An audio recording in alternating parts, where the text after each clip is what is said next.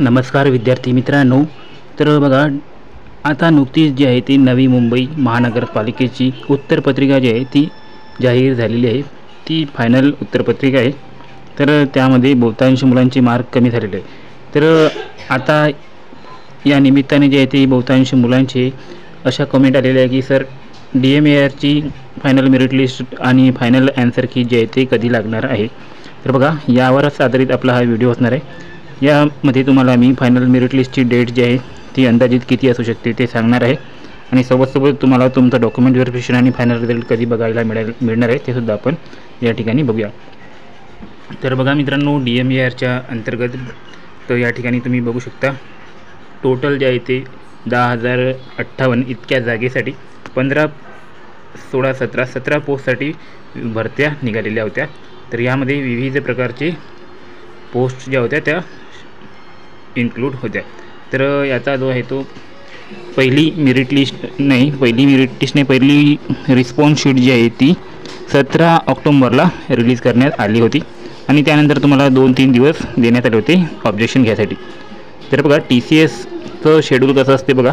TCS काय करत असतो, जर जेव्हा तुमची फायनल एक्झामचा फायनल डे असतो त्या दिवसापासून 5 दिवसामध्ये तुमची फर्स्ट रिस्पॉन्स शीट रिलीज करत असतो. तर 17 तारखेला फर्स्ट रिस्पॉन्स शीट यांनी रिलीज केली. आता बघा, फर्स्ट रिस्पॉन्स शीटनंतर TCS मॅक्झिमम 1 महिन्याच्या जवळपास कालावधी घेत असतो सेकंड रिस्पॉन्स शीट आणि तुमचं रिएड्रेसल आणि तुमचं हरकती जी आहे त्याला तपासण्यामध्ये. तर आता 17 तारखेपासून तर 1 महिना पकडा तुम्ही, 15 नोव्हेंबरपर्यंत तुम्हाला तुमची फायनल मेरिट लिस्ट सोबत फायनल ॲन्सर की जे आहे ते बघायला मिळणार आहे. तर फायनल ॲन्सर कीमध्ये तुमचं हरकतीचं निवारण केलं जाईल आणि त्यामध्ये तुम्हाला माहीत पडेल की तुमच्या हरकतीमध्ये मार्क्स वाढले की कमी झाले.